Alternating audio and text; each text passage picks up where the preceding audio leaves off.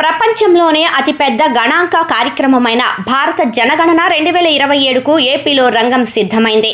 ఏపీలో 2027 సంవత్సరానికి సంబంధించిన జనగణన ప్రక్రియ ఏప్రిల్ 16వ తేదీన లాంఛనంగా ప్రారంభమైంది. ఈ ప్రక్రియలో తొలి దశలో భాగంగా ఏప్రిల్ 16 నుంచి 30 వరకు ప్రజలు తమంతట తాముగా వివరాలను ఆన్లైన్లో నమోదు చేసుకునే స్వీయ గణన సదుపాయాన్ని ప్రభుత్వ యంత్రాంగం కల్పించింది.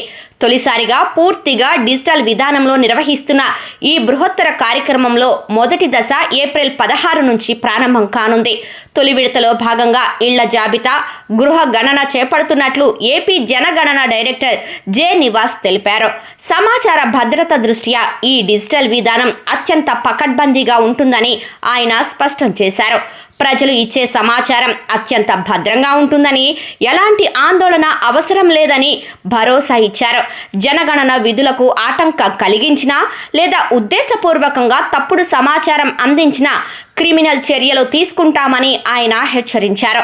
జనగణన విధుల్లో సుమారు 80% గ్రామ, వార్డు సచివాలయ ఉద్యోగులే నేరుగా పాల్గొంటున్నారు.